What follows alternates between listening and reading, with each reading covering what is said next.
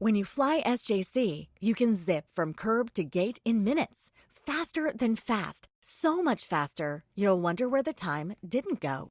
Fly simple. Fly SJC. Visit flysjc.com.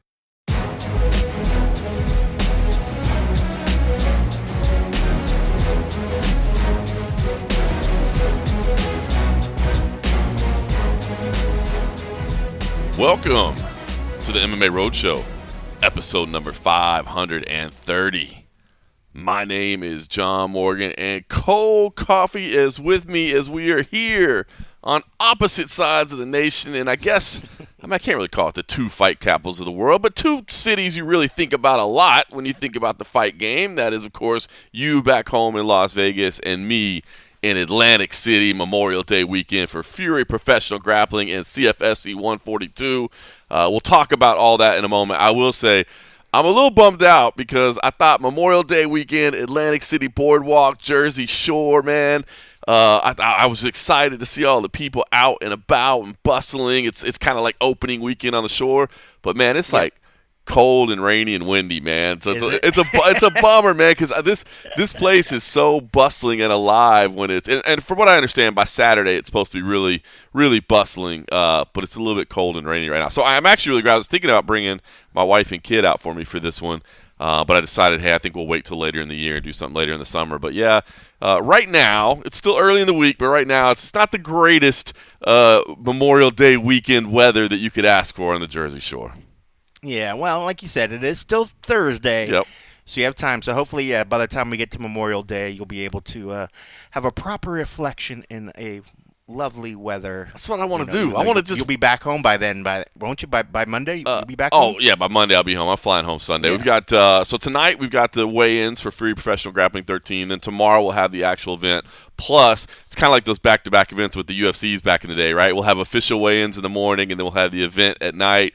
And then Saturday, of course, will be the big MMA event. So great stuff here at the Hard Rock Hotel and Casino Atlantic City. I always love coming to this venue. Got to get you out here one day, man. This is like a really, really just a cool hotel, cool property. Like, they've just done a great job with it. And there's history, right? Like, it is the old Taj Mahal. Like, I always enjoy that history of it. Like, the arena that we go do events in is the arena that held those first SEG era, or sorry, I shouldn't say SEG era, first Zuffa era UFC events that Dana White always talks about, that, you know, Trump was the one that gave him a place to come do the fights, and it was literally this building in the arena that we do it in. So I always kind of enjoy that history of it. That's cool. Yeah. That's very, very cool. So I got to tell you, I feel like travel lately is not as exciting, probably because I feel like me and you, when we were traveling together, just had a lot more like adventurous stories, probably because we were like, maybe hitting the lounge and having a couple frosty beverages and getting a little wild on the path. And I feel like when we were traveling together, we had more stories. Now I feel like I'm more just like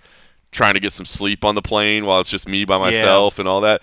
But you got plenty of sleep back in the day as well. If I could ever go back and post the pictures I took of drunken John sleeping on a plane, which I never would, they pop up, like your my phone will suggest photos. It's like, do you remember? Like, I don't know how many times I've had plane pictures pop up, and I'm just like, oh my God. Thank God. I'm like, I'm not even sure if I ever shared that with John or whatever. No, I didn't know you had a collection of them. I have more than a few, I would think, that I've taken over the years of you passed out on planes. That was not a yeah, you know what's funny is I always talk to people that are like, oh, I can't sleep on planes. And I'm like, oh, really? I'm like, I sleep on planes easy. Like, I fall asleep. Yeah, well. I fall asleep before they even take off. And I always probably neglect to mention, because I'm like 18 beers deep at that point. Yeah, that's exactly. I'm one of those people. If it's like coming back from a trip when I'm tired and like exhausted, and you've been up like editing late night, like I'll sleep like a baby. Unfortunately, to the detriment of the people listening to me snore next to me or whatever. But yeah, when I just get on those long hauls, it was always the worst because, be on a 10-hour, 15-hour flight, and at like hour 12 or 13 when they're starting to serve us breakfast before we land, I'm like, oh, I think I could finally fall asleep. And I'm just like, what is going on? After I've watched every movie that is somewhat worth watching on the Rolodex. So yeah, I am one of those that can't sleep, but yeah, you've never really had a problem with that. I've never had a problem with it. Yeah, gee, wonder how that was. So But I say all that. That's funny. Didn't mean to go down that road. But yes, I had no idea you had a collection of passed out John on planes. I mean, it was not a rare collect. Like it's a common card. You know what I mean? Like it's just documenting things. It was just documenting. Well, thank you. I appreciate you for not sharing that over the years. Thank you, sir. That is the mark of a true friend. To know, like, I'm just embarrassing you to us, not everybody else. Thank you. I appreciate that. Yeah, that's it. But no, so I feel like I have less stories to tell when I travel. But it was funny the other night. So I took a late Tuesday night / early Wednesday morning red eye that left McCarran at that left Harry Reid. Apologize. I was going to tease you on that afterwards. I was going to let you get through it. At about 12:15 in the morning. So anyway, I get set in and I'm just sitting down. And the guys behind me, clearly they're just so I was sitting in front of the exit row. The guys behind me were in the exit row. Clearly they weren't like friends or whatever. They were just like, sitting down, just people on a plane or whatever, right? So the lady comes up and, flight attendant, she's like, hey, I just need a verbal confirmation from everybody that you are willing and able to open the exit door.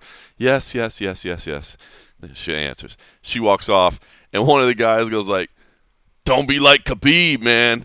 They asked him for confirmation. He's like, what are you talking about? They just kicked him off that Spirit flight, man. And it's so funny because it's clear that everybody has no idea what he's talking about because it's just dead silence. And he's like, Khabib, man, the fighter, Russian bear. He's an animal, man, Khabib.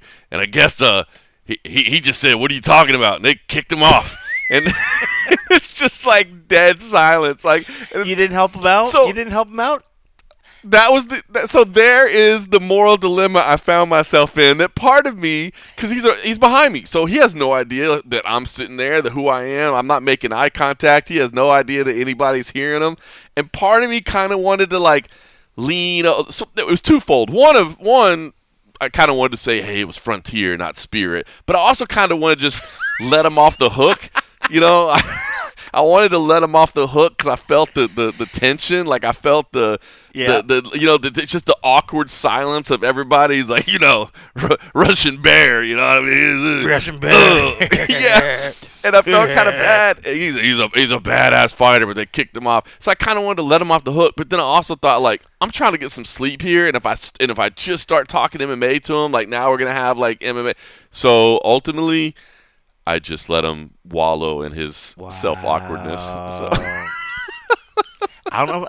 I can see both your point. I could see your point how you would do it, but part of me would. I'm the kind that I get uncomfortable for people in commercials that are fake. That I want to be like, oh, I would have literally been without even knowing I was doing it. I would have been like, yeah, man, Habib. I wouldn't have tried to correct his airlines. That's all that's some journalist shit. I would have just been like, yeah, man, that wasn't that crazy. Because if he's behind you, then you could just look forward and be like, no, we're done. That's all I'm giving you. That's all I'm giving you. But if he would have saw you, he would have been like, oh, do you guys know who he is?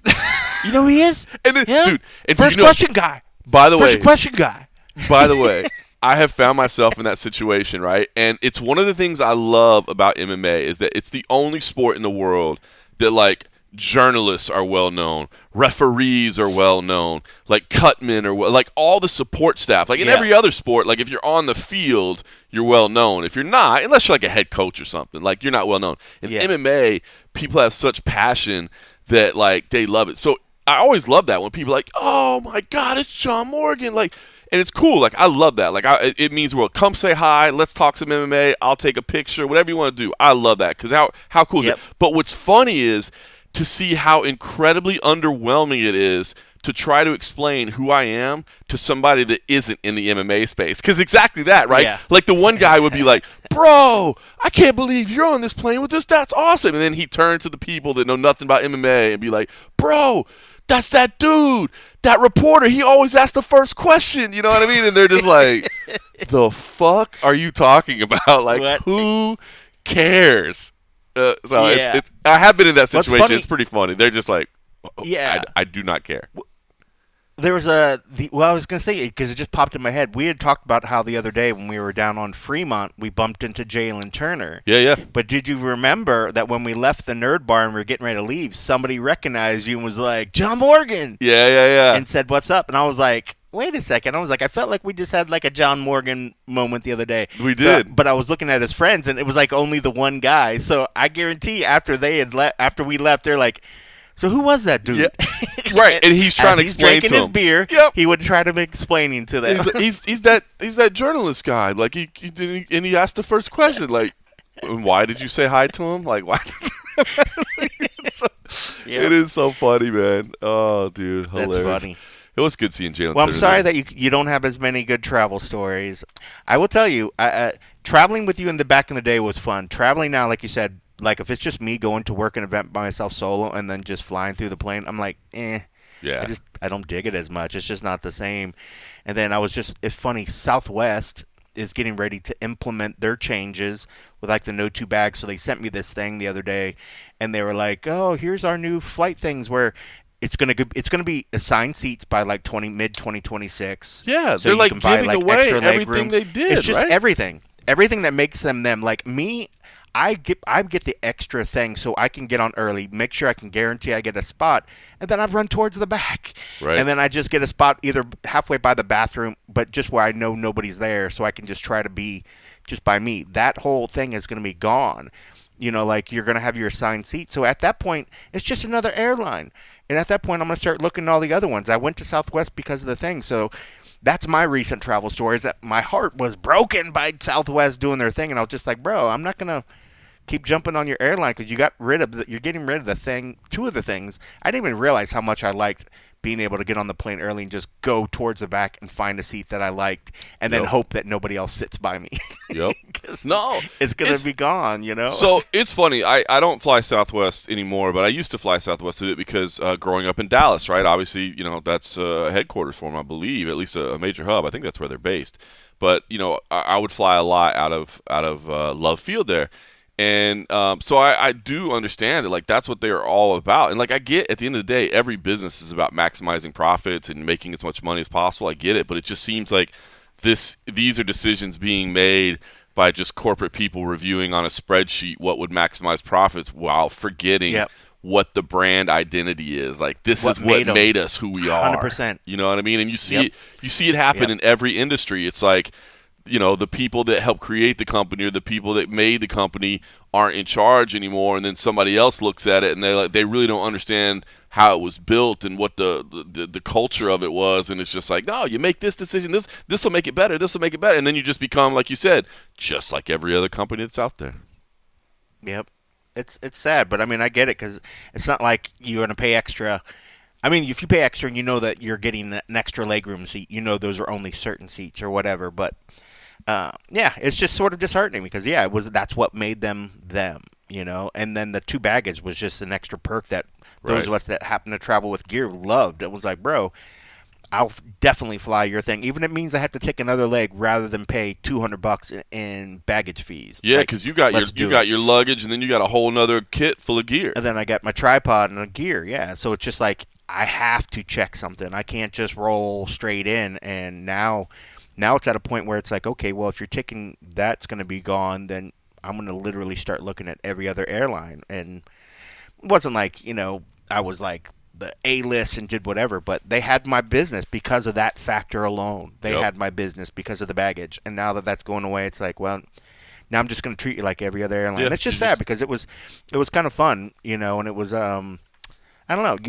You forget, like, when you travel a lot, those little things that make traveling more comfortable and more at ease, where you're less stressed. Right. You appreciate that, and so you give them repeat business. And so when you take that away, I'm like, well, I guess I'll look at everybody else. So I don't know, it was just sad to hear. But it is unfortunate that I guess every company is entitled to make profit and do whatever. And I know the cost of everything is changing. But yeah, when you're completely changing what I think was their culture and what made them, then at that point, are you even still the same company anymore? It's kind of weird, but enough of that. Kind of a downer. Well, we got to end the show there because we're too depressed to carry on. Southwest Airlines, I may go have some poor snacks here real quick, and then I'll feel like I'm flying.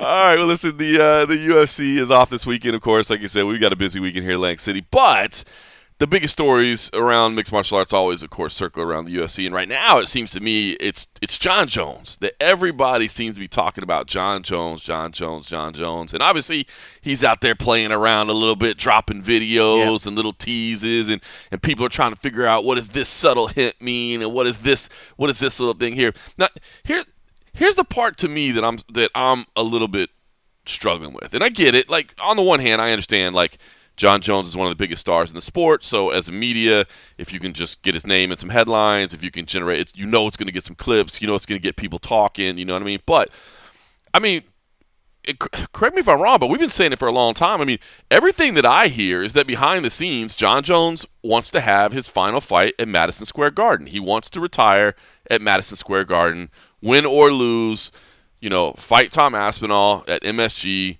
and call it quits at that point. Now, to be clear, I have not heard that from Jon's team directly. I have not heard that from Jon directly. I have not heard it from any UFC officials directly. But it is the rumblings that I have heard behind the scenes from various people that would be aware of what the intentions are. Now, that's just what I've heard. I want to make it clear, I don't know if that's 100% true, but it would make all the sense in the world, right? Jon's a New York guy. Madison Square Garden, the most famous arena in the world, et cetera, et cetera, et cetera. But what I see that increasingly is that I see fans saying, Jon, you got to let go of the belt, man. Like, you're holding the belt hostage. You're sitting on the belt. You're refusing to give the belt up. But I think that I don't understand why people aren't stepping back and looking at and he said it. I saw the comment that he had to a fan or whatever that's like, you're barking up the wrong tree. What do you think? I care if they strip me? And we've said that here multiple times. Jon Jones has been stripped multiple times. He's given the belt up multiple times. He does not care about the belt and the status of it because, fairly enough, his accomplishments, honestly, his list of accomplishments mean way more than a UFC title. Like, he's built, he's beat everybody, decades of dominance, so he doesn't care. Secondly, if the UFC really felt like they didn't know what was going on, and I know that Jon has said, hey, I've told them what's going on. I don't know why they won't tell you. Well, we know why they won't tell you, because they don't want to mention dates. They don't want to mention et cetera, blah, blah, blah, until they're ready to go on sale and they're ready to make it official and they're ready to start their marketing push. They may believe that if they announce a November fight in February, that it loses a hell of a lot of steam over the course of 9 months. Or what if they need to pivot and go in a different direction because somebody gets hurt or there's plans change or there's reasons why they don't announce things too early. Sometimes for logistics, sometimes for just feel and push. But if the UFC felt like they didn't know what was going on with Jon Jones and they weren't, confident that they knew when he was going to appear and who he was going to appear against, they would absolutely strip him as well. Like, it's not like there would be some legal ramifications of them saying, F you, Jon, like, you haven't fought in this long, like, you're not our champ anymore. Like, it is what it is. They can do whatever they want with that thing. So, I don't know. Maybe it's just because this is a week with no UFC events. Maybe it's just because Jon Jones is, like, teasing people more than normal instead of just staying quiet. He's filming videos, whatever. But I don't know. I feel like there's this critical mass of people trying to break down what needs to happen and why it's not happening when I don't think that's the case. I think we're all just sitting around waiting for Madison Square Garden because that's where we all expect very much for these two to fight. That I agree. I think also, though, if it's just a matter of, if papers were signed, they would have said so. Correct. And I think what we're hearing and why there's questions is that why are papers not being signed? What is the deal? If it's a matter of the venue, you can I think they could confidently say, well, it's been contracted already. Like, it's not like there's any issue with them. I don't know. I mean, like, they do it every year. I don't think there would be a real issue of booking the venue. So I can't say, well, they're not signing the paper because they're unsure of the venue. But if the fact is in fact good to go, if it's not still squabbling about money, then why is it not inked? And nobody's saying it's inked. Everybody says it's going to happen. Everybody says, oh, it's going to happen, whatever. If Jon says, I've made my plans aware to the UFC, I don't know why they haven't announced it, that makes it almost sound like, okay, well, if you've made your plans, does that mean you've signed a piece of paper? Nobody's saying anything signed. Until something's signed, it's hard to say that for sure whether the fight's actually going to happen. We hear both guys saying that they're good to go. Dana's like, the fight will happen, whatever. why don't, at that point, what is the sticking point? And the only thing I can possibly think of that would be a sticking point to where maybe, and it's something maybe it's out of the left field, is the fact of, say if they want to do, maybe now with this investment that they're getting more and more investment from overseas, maybe they want to share in part of how this MSG car would be pushed out and whatever. And maybe they want to invest money. Maybe the UFC is waiting for some of this money to help foot the bill, that would eventually ink the deals and make the things happen. And so, maybe there's partially things outside of just the typical things that we would think of, which would be, okay, Jon wants this much money, Tom wants this much money, and we need this place and we need this date. Okay, simple enough. Now it's a matter of like, okay, well, can we make the dollars work if Jon wants this? And if the UFC, knowing the UFC, if they can get somebody else to foot half the bill, like Noche, for example. Absolutely. At the Sphere. Right. They took forever to announce that, and part of that, I feel like, was making sure that they were happy as well. As far as we know it, I mean, there could be another huge branding that goes on the end of the show that'll help, raise the boost or something. It just feels awkward that if it's just about waiting for these guys to say yes and sign the paper, why hasn't the paper been signed? And so it just makes me think that there must be some other aspect that's going on, that's why they haven't or couldn't fit it, get it filled out. For this whole time, I've always kind of been leaning. I wanted to blame Jones and say he's holding out for more and more money. Nothing. I mean, I get it. This is his last fight. This is his last big ticket. I understand, and I don't have a problem with it. But at a certain point, if the UFC is not comfortable with the dollar amount, they strip him. Oh, absolutely. We have not seen that happen. Right. So obviously they are comfortable with whatever amount that he has said. I agree. So since it hasn't happened, I think it's them either saying like, okay, Jon's asking for $100 million. I'm going to reach out to my buddies overseas and see if they can cover half of the cost. If half the cost is what it is, half the cost means they're going to want to have some involvement. That means branding. That means picking guys to be on the card. There might be some other elements. If they're footing half the bill, I think Uncle Dana might be a little bit okay to be like, okay, well, let's work on this. Let's work on this. How can we make this happen or whatever? So you bring up an interesting point. And listen, I don't believe this is the case, but if it is the case, it would make a hell of a lot of sense. Because, again, everything that I've heard is Madison Square Garden. But you bring up a great point in your discussion of partnership. We know that the UFC's broadcast deal is up at the end of this year. We know that they are trying to solicit multiple partners. We know that in the past, Conor McGregor was kind of dangled as a carrot, right? Like, hey, don't forget, as you 100%. sign this deal, we got Conor McGregor coming up. We think he's probably going to fight in about February. So right out of the blocks of that new deal you got, you're going to get a Conor pay-per-view. I don't think you can dangle that Conor carrot right now. I could be wrong. No. Maybe, but No, because Dana said there's no way in hell he's fighting this year. He's like, he's not fighting this year. So, like, Conor's useless for advertising this year. And I think Conor would probably try to work something out for his own organization. So do something. Well, so with that in mind, I wonder if this is maybe the UFC's talking. This is the biggest carrot. This is the biggest carrot right now. So maybe they're talking to Jon and Tom and saying, Jon, Tom, guys, I know this sucks. I know you're both ready for this. Let's chill a little bit, because if we could do this in like January or February on Netflix as part of our new deal. Now, again, I don't. Then they'll take the Netflix money to help pay for it. Exactly. They want the money from somebody else. Yep. Is ultimately what it is. Of course. I mean, just same thing with like the UFC money that they've been taking all these years.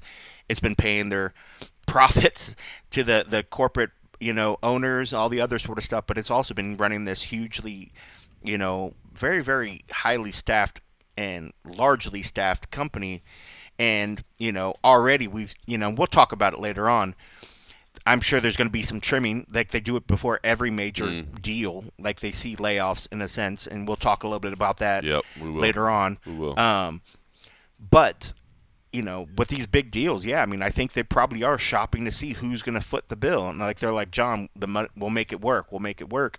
But I guess until that point, until they're guaranteed and sure that they can offer the money, they're not going to ink the deal. Right. But they can't say that, like nobody wants to hear Dana saying like, well, we're out trying to shop around to see where we can get half the money to pay these fighters the money they want to get. Like we're that doesn't go over real well. Billion, we're $7 billion, we're blah, blah, blah $billion company, but we're using other people's money, but that's how they stay and profit, and that's how they do it. It's worked forever for them, so they're not changing their model. But yeah, it's what's funny is I agree with you. If there was an issue with Jon, they would strip him. And I think if it still could come to that point, like say they can't secure the money and say they can't get Jon to go down on his what he wants. And he's like, guys, I'm fine with you just taking it. I'm telling you, I'm ready to fight at the end of this year. This is my dollar value. This is what I feel I am worth. This is the biggest fight that you can make for the year. Give me this. Yep. And if he sticks to it, maybe he goes away. But if it gets to that point, I think they will strip him. And I'm sure I've called for him to be stripped as well. But, that's me just being emotional and being like, I'm tired of seeing the division on hold. Of course. But at the end of the day, I get it. I understand why he's holding out. And and I know we've talked about this as well. If the date comes and goes and we don't have that fight, he's going to get stripped. Oh, 100%. There's no reason. Yeah, 100%. If there's no excuse at that point. If the date they have on the calendar, on the UFC calendar, the date that they have circled internally, he doesn't show up for, that belt is gone and timeout. So I think that's the biggest thing. If you're just a fan and you're not worried too much about the minutia of how the business works and where the profits come and et cetera, I think that you can comfortably say that one of two things is going to happen. Either A, those two are going to fight, or B, Tom Aspinall is just going to be given the undisputed title one way or the other. Like they'll just hand it to him. They'll you know what I mean? One of those two things is going to happen. You're a history buff. Before I forget, Andrei Arlovski had the interim, and then they promoted it. Or made it the heavyweight, because I looked him up the other day because when I was lower thirding for something. And I was he was probably champ. Yeah, he was an interim, and then they promoted him to the full. Why did that happen? That would have been when Frank Mir was hurt and couldn't. I'm assuming that's got to be the timeline, right? Because I think so. I mean, is that right? That has to be right. I know you're an Arlovski guy. I just wasn't sure if you knew it off the top of your head. But yeah, it just, a random question from left field. I am an Arlovski. I was cutting a video, and then I was just like, I was like, he was the heavyweight champ. And then when I did a search, one of the things that popped up, it was like one of those AI summaries where it was like, it said he was the former interim heavyweight champ, was promoted to the full champ. It had to be. And I'm 99.9%. The idea was he was going to fight Frank Mir, but Frank Mir at that point, that's when he had his motorcycle accident, and he couldn't. He wasn't recovered in time, and so he couldn't compete. And so they promoted him to undisputed. They just bumped him up. Yeah. When was the last time that's happened? Since somebody undisputed an interim got promoted to the full time like that. Oh, dude, I'm so bad at naming. They've always had to fight for it. I'm so from bad like recent history. I can't think of anybody that's been promoted from interim due to an injury. Like now, I just feel like they fight. They make him defend the interim, and then that person becomes the champ. I don't feel like outside of like a Rousey when they just gave her the belt. I feel like interims in recent history have always had to defend it to make it whether it was with the whatever. I feel like they had to for it to get promoted. They had to fight for it. But so. What are we talking about? I think we were talking about this past week that the Aspinall should just be like, hey, if you don't want to put your undisputed title on the line, like I'll put my interim belt on the line. Like, hey, I get it. End of the year, Jones fights for the interim heavyweight title. He wants to be a champ. Oh my gosh, that's so funny. I was trying to think of when somebody else would have been just promoted to it. I can't think. I feel like maybe it would have happened back then, but I'm sure some stats guys rambling and off if there is. I am not a stats guy. I just have a bad memory. I just thought that was unique, and I saw it and I was like, I need to ask Jon why that happened. Yeah, I remember that. I didn't think about that. With Arlovski, it was tied to Mir. I'm 99.9% sure that's the case. It was easier to follow back then because there weren't as many events. I can remember all that stuff. Now there's so much going on. So. All right, two things real quick. Well, now you got GM stuff going on in your brain. You got a teenager. You got all kinds of stuff. Hey, you know what? I'm going to tease it right now. It's not official yet, but we got an interim belt coming up real soon. It ties in the conversation. I'll make some announcement real soon. We'll just leave it at that. Right now. Interesting. Yeah. Big breaking news, baby. That's what we do here. I know everybody tune in for our CFFC news, breaking news. I got it right here. Except I can't really break it. I can just tease it. It's not my place to break it, but I can tell you. Is it big boys? I can't talk about it. Okay. Can't go. Hey, but you know what? Two things. It's funny. So two things that you brought up in that conversation I want to get to. First, I did want to give a brief mention. So since you mentioned Noche UFC, that Noche did win a couple of sports Emmys, or the UFC, I should say, won a couple of sports Emmys. It's not their first sports Emmys, by the way. No. If you go into the office, if you walk into the office, they've got a bunch of them. They've got them for like programming over the years. So this is not like, oh my gosh, they finally broke through and got some Emmys. They've got a bunch of them sitting in that trophy room. But I thought it was incredibly well deserved. And again, I'm not going to pretend like I'm some expert in the sports media space, by the way, but in that side of it, the production side of it. But by the way, the awards were for studio or production design of art direction and graphic design specialty. But I don't know. I just want to say, like, well deserved. Like that thing was cool. special. But people wanted to, at the time, I guess people wanted to kind of shit on it however they could or try to minimize the importance of it, or whatever. But it's funny. So for that event, I think I've talked about this before. Like, I actually paid to put my wife's name on the canvas.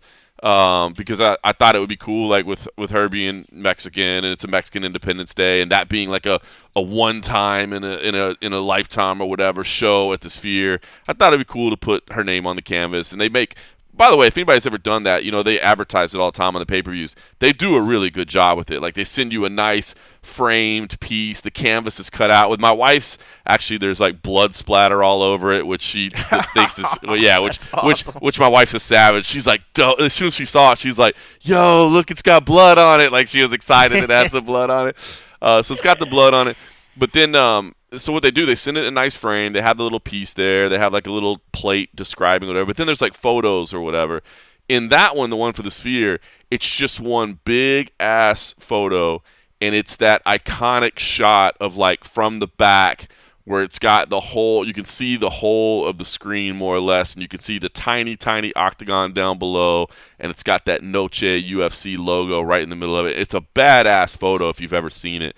And I'll be honest, man, like, it's hanging in our living room, and sometimes I just look at it and I think back to that event. Like, dude, I've been to a lot of UFC events, and some very special ones, and some very cool places, some very amazing arenas.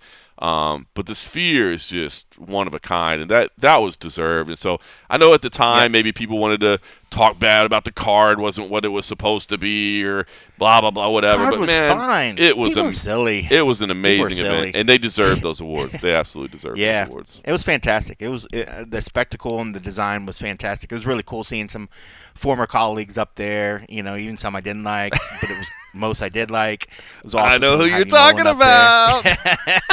It was awesome seeing Heidi Nolan up there, and it was good to see everybody go up there. But yeah, it was well deserved. And then I put something out the other day, even just in terms of the engineering itself, the Sphere itself, such a fantastic place. It won an award, an engineering award. Some of the things that, when you hear about the Sphere, you think about all the stuff on the inside, but we talk about the technological just breakthrough of what it was and the stuff they did to. They took in account the fact that this structure is going to live in the desert, and just all the stuff to pay attention to the heat, the shifting.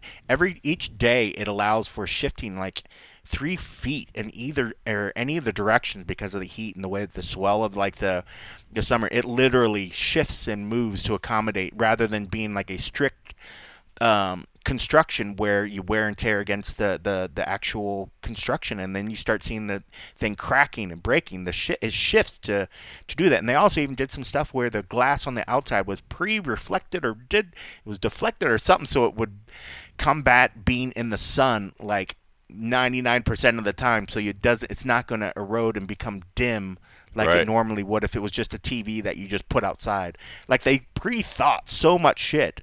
But it won like a huge engineering award. So like the stuff on the inside, it's really, really cool, and it was fantastic what the UFC was able to do it. Could have been better, yeah. I mean, did they throw an astronomical ass amount of money towards doing it? Yes, 100%. And you think that they're going to win an Emmy? You better. I mean, when you think about over $20 million that they paid towards the production, you think. That's why when you always see these like big things, like I saw some people that were on one of the ESPN shows, they're like, I can't believe we won an Emmy. I was like, you're on a show put together by ESPN. I'm like relax a little. Relax. It's a failure if you don't win one, is basically what you're getting at. They're putting so much money, and you got to pay to like submit your stuff into these things as well. So yeah, it is what it is, but it was very cool. It was well deserved. I mean, as much as I was being snarky and saying like you pay to play, it was fantastic what they did. I mean, they did something special. That was in that venue was just blown away. I can't think of any other venue when I sat there and I'm like, oh my God, the fight's going on, but here I am watching effing wall. Anything but the fights. The wall and anything but the fights, and then seeing the fights projected up there, I was like, yeah, no, I think they did okay. It was incredible. Pretty darn cool. It was pretty cool. And that card was fine. I think the only part people griped about was just the main event wasn't Mexican at all. Right. Mexican Marab doesn't count, and the guy that has like a Latina girlfriend or wifey, whatever, doesn't count. But I love Marab. It was a fantastic card. I'll be Mexican Marab. I love it. Hey, so he could tell him to do whatever. He's gonna be Italian Marab if they ever fight in Italy. Yeah, if they were fighting, if we were in the Coliseum, he's like, brother, I always love Italy. It's my favorite. It's my favorite. I'm Italian Marab. I'm Italian Marab. I'm Marab the Balashvili. Marab the Balashvili. Let me take some pizza.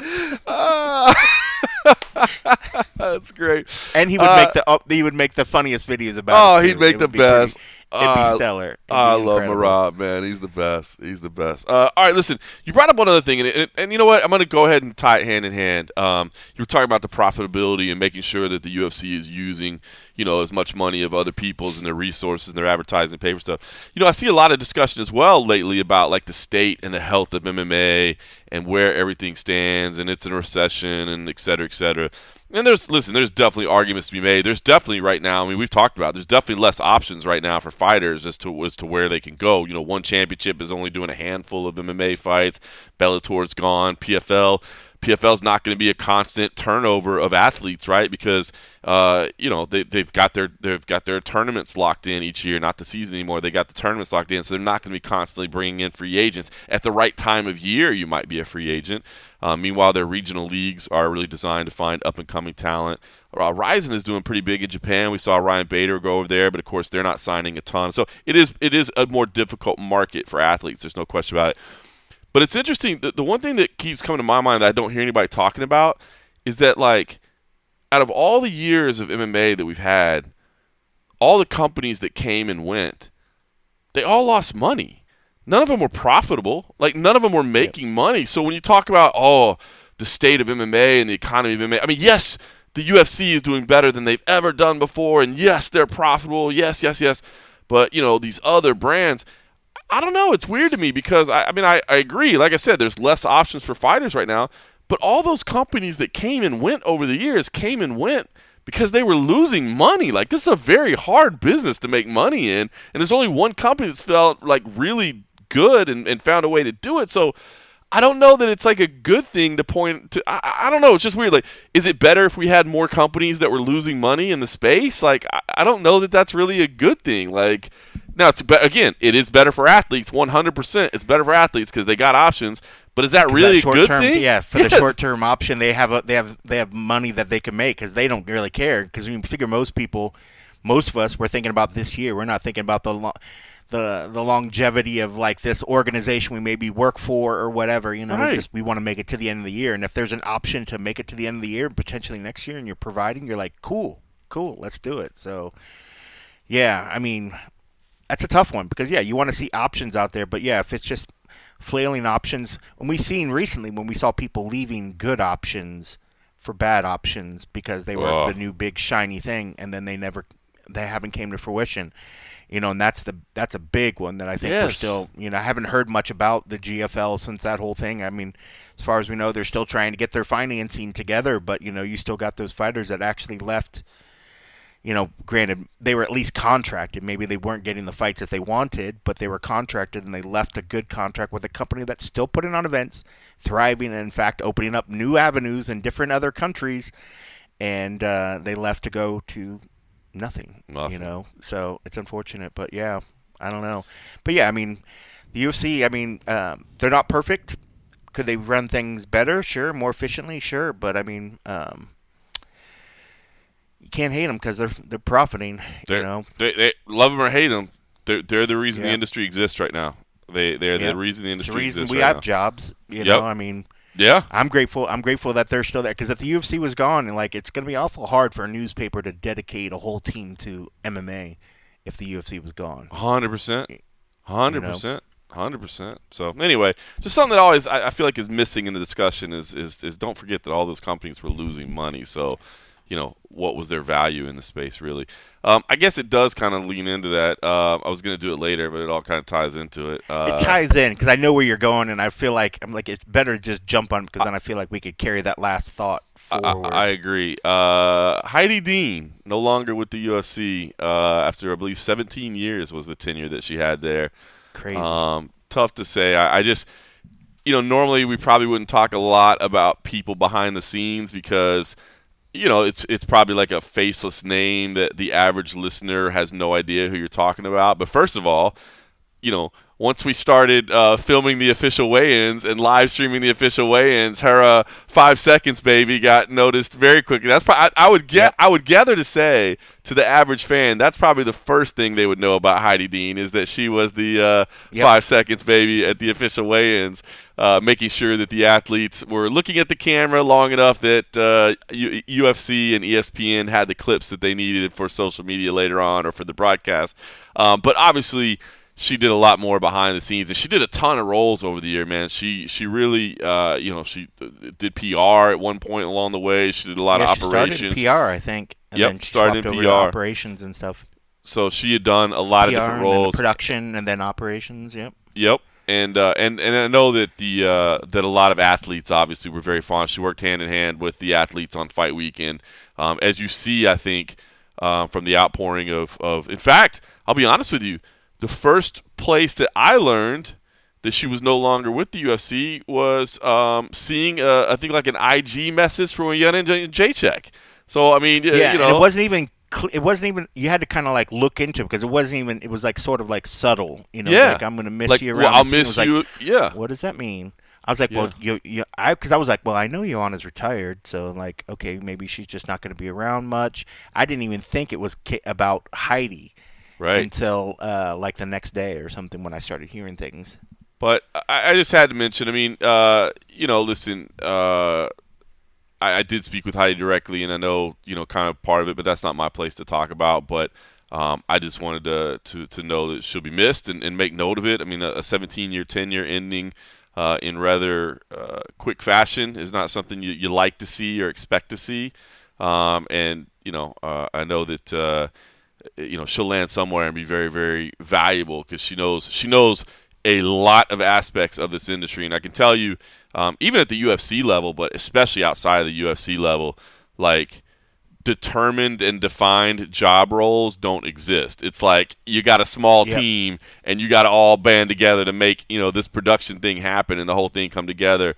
And she has a very, very vast knowledge base of the sport. But I guess more than anything, just say like, man, I hate to see her go, man. Like you and I have, I guess her 17-year tenure, covers a lot. That's when I moved to Vegas, right? 17 years ago is when I moved to Vegas and went, full time with MMA Junkie. At the time, I had done part time in 2006 and 2007. And in 2008, I quit my restaurant job and moved full time out to Las Vegas so that I could work full time for Junkie. And that's we sold in 2011 to Gannett, and that's when we really started covering like every single event where we were at every fight night, every whatever. And so I guess her 17-year tenure overlaps exactly when I went full-time at 17 years, and I think, 2010 is when you joined the UFC, right? So 2011. Yep. So, I mean, about the same time as well, not that far off. So you and I both had the occasion to work with her a lot over the years, directly or indirectly, or just, maybe not even working together, but just working at workstations 3 feet apart from each other, you know what I mean? And so you're at the same event doing different roles. So won't be the same not seeing her around. Yeah, no, 100%. I mean, like, I can remember when I first worked, when I was still in the UFC, because I remember her desk was right outside of Tim O'Toole's, and it was like 3 cubes down from where my office was, and so we'd always shoot the bull, always saw her around. But now recently, she was always sitting next to me or sitting in the front for the weigh-ins, so like my desk will be up in the front, and a lot of times she's sitting right next to me. So we'd always chat, and she'd be the one that would like kind of help out and give me the hints as for like who was walking out first, so I could kind of prep the team so we'd know whether, so we'd be ready to go. There might be a subtle little pencil point down to the to the bout sheet or whatever, like you know what I mean. I'm not saying nothing, but like, right here. I mean, it's just and it's like one of those things. Like even when she was like, say the times when she was sick or tired or something, fill in. Like as I remember when it first, people were like, "Man, what's up with this woman counting or whatever?" But then when it wasn't there, it was like a void, and it was vacuum, and it was just like you would say it in your head, and then we'd tease the other people. We'd be like, "Say it," or like count, And then now the young guy that was working under Heidi trying to do it now, he's just not the same. And it's just like there was a whole vibe with Heidi. You'd see fighters that she owned the space. She's one of the first faces that they would see when they arrive on fight week. She works with them for all the E&G stuff, making sure that they're getting their makeups and making sure they're tossing around and getting everything's done, so that somebody that they interacted with at every event. So a lot of times after weigh-in, when the people are on the scale and you see them pointing off to the distance and smiling and chatting towards somebody, and if you didn't know who they were talking to, it's not a coach and it's not a teammate. They're usually saying, "Hey, Heidi, what's up?" Because Heidi just, that's that voice that they can remember, even when they're in that like extremely like famished hunger state where some of them are really struggling. Heidi's voice brought them like sort of that back to reality, and a lot of fighters, you'd see it in their face. They're like, "Hey Heidi, hey," or whatever, and so that part is not going to be there, and it's sad because she's given a lot of time and effort into covering the sport. She's, it's the second biggest sort of like absence that's for some people right after Bert. After Bert, Heidi is that next big void of people that really interacted and made a big part of fighters. This is not just people that just are there on the scene and us. I mean, it affects us, and we weren't staff, just being able to see her and deal with her. But, I know the fighters, she made a big part of, their fight week, and Bert was the same way. So, next to Bert, I mean, this is the second biggest sort of like void to a fight week. I feel like there's a lot of parallels between the two. I had the exact same thoughts. And again, it's not that there aren't a lot of capable people that have come to fill in their position since, because there have been. Obviously the operations staff that replaced Bert, they've done a phenomenal job, and they continue to do a great job. And the folks that replace Heidi, I mean, the machine goes on, right? You know what I'm saying? It's not like, once they leave, like everything falls apart. But they are just a familiar face and like a familiar, like that the athlete relates to, you know what I mean? That makes them feel comfortable the fight week is an uncomfortable situation, man, and they make them feel comfortable, Yeah, and that's it. It's not the job title that they were having an infinity and love for. It was a person that happened to have that title. Yeah. It was Heidi. It was Bert. It wasn't just getting there and saying like, "Oh man, whoever the fight coordinator is, I can't wait till I fucking get to see them. I love them." Right. Or I can't wait to get there to see the person, that's going to help tell me where my next interview is. It was the personnel, it was the people that made those things, while they have roles that can be filled for another body. I can tell you just by feeling the vibe of that weigh-in that just happened from a guy that was not her, and it felt completely different. It was still people half naked on a scale trying to struggle to make weight, but the vibe in the room felt different. And because I mean, somebody with a big, strong personality that makes it part of their thing, they bring an air with them in the room, and it sets the vibe, and that vibe has changed 100%. So while the machine can go on for sure, I just feel a little bit more of the heart has left the machine. I agree. Well said. That's a great way to say it. We will definitely miss Heidi Dean. Hopefully she will resurface. This is this industry is PFL. Yeah. Hey, PFL. Hey. I don't see why she doesn't transition over to PFL. It would have been Bellator. By the way, Bellator's gone. Honestly, it will be PFL. PFL should look at it because again, like I said, she knows all the systems. She knows everything. I'm not saying she would steal the UFC systems, but they need the help. They need somebody that knows it. Yep. And she's not afraid to fly globally, because I don't think, and I don't know this for a fact, but I don't think they have a lot of consistency in the operations staffs between those various regional staffs and operations teams. And I get it. And it's not always going to be possible, because I think there's going to be times where they have like one show going one night and the other going the other. But Heidi has traveled the world. Like, she has had to deal with, what that means, and understanding like, hey, just because you fly across the country doesn't mean you get a day to adjust to jet lag. Like, you get off the plane and you start working right away, and they honestly really, really should look at bringing her on, because again, she knows a lot of stuff and she's not afraid to travel, and that could maybe help create some consistency between their offices in those various regional organizations. So that actually might be a really, really good fit. Well, I would say if not PFL, it'll be who's that's our girl boxing. Oh, over at like MVP maybe? Yes, wherever Melissa Hendricks. Yeah. Oh, well, actually, she left MVP. Is she at LFA now full time? No, she's mainly boxing. She's like Nikisa's second hand. That's what I thought. Yeah. That's right. 2. She was there. I got the order backwards. Yeah. She's like big time with MVP. So I wouldn't be surprised that MVP might pick her up. If they might even be, she might go more so that route just because of the connections with Nikisa, because she knows Nikisa as well. Yep. I wouldn't be surprised if that's number one, but I think the PFL is a perfect play for her. But that it transitions over into boxing as well. I mean, so I wouldn't be surprised if she doesn't. And I think that would be a smart play either way. But regardless, it sucks. But to transition back to when we were initially sort of talking, every sort of removal, layoff, whatever, has its own little particular reasons. But when I'm hearing and seeing other people getting let go as well, and that right now the UFC's in talks for a broadcast deal. The last time we saw layoffs at the UFC was when they were doing the ESPN deal, and then before that, when they had the Fox deal.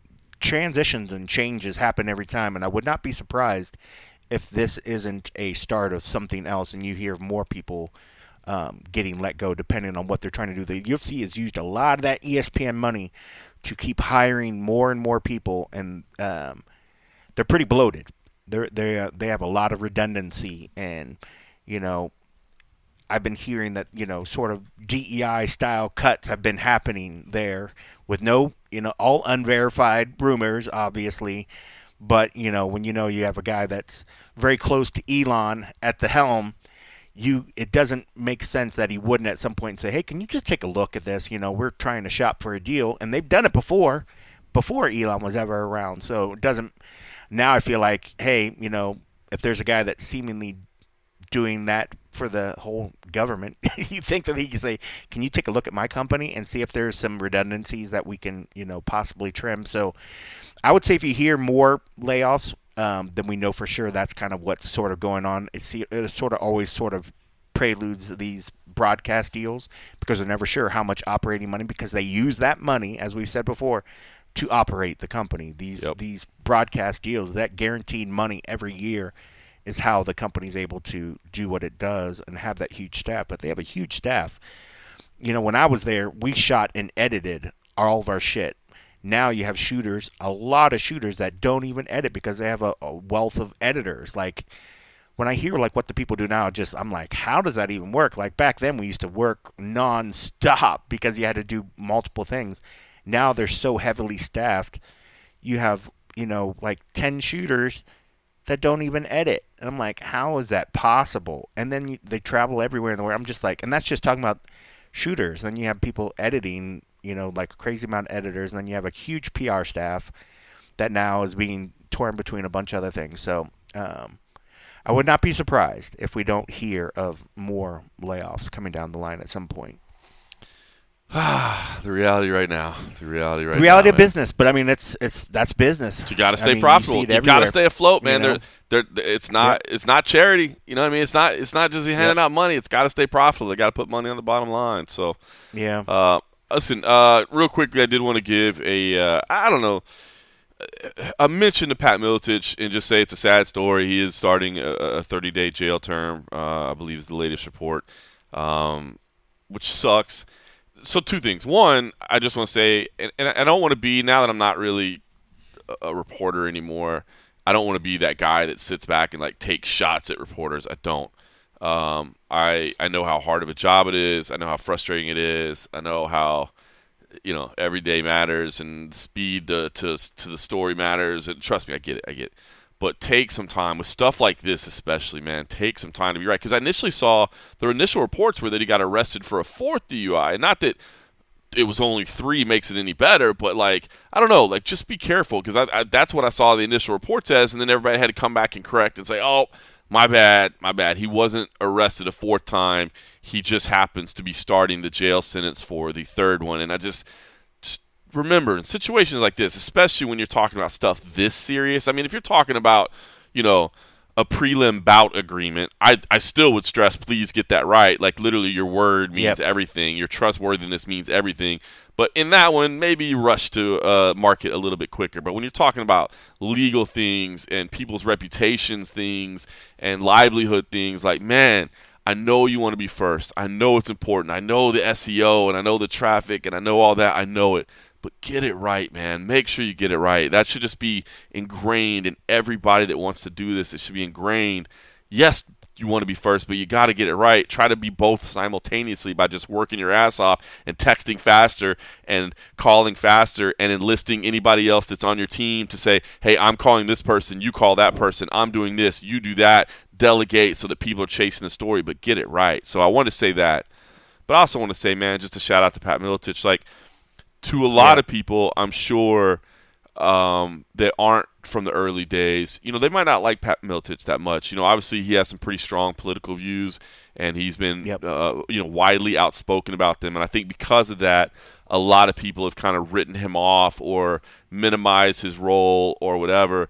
But that man is one of the early greats and pioneers of the sport as both a fighter and a coach. And he is one of the legends of the sport, the true legends, not just, the Australian, mate, he's a legend. No. This is a legend of the sport. And anytime you hear 3 DUIs, that's sad, right? Because, I mean, and I'll be the last one to judge anybody when it comes to the use of alcohol. And I think there's probably a lot of us on this planet that, knock on wood, can be thankful that they haven't ever been pulled over for a DUI. But for that, and we know the type of severe punishment that comes along with it and the type of severe things that they're associated with it, for you to then do that a 2nd time and then also a 3rd time, shows some pretty serious problems, especially in a day and age when, an Uber is 2 seconds and $8 away or whatever, you know what I mean? So obviously there's some issues there. So I just want to give a shout out to Pat Miletich.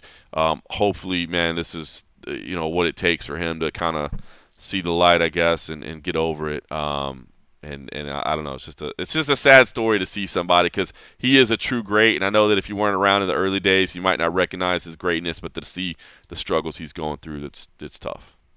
Yeah, definitely hope he gets the help he needs. It's tough. I mean, it's a reminder, folks. I mean, like, when people, have addictions to things, and, a lot of times those things are, attached to depression and lots of other areas, you just hope he gets the help he needs.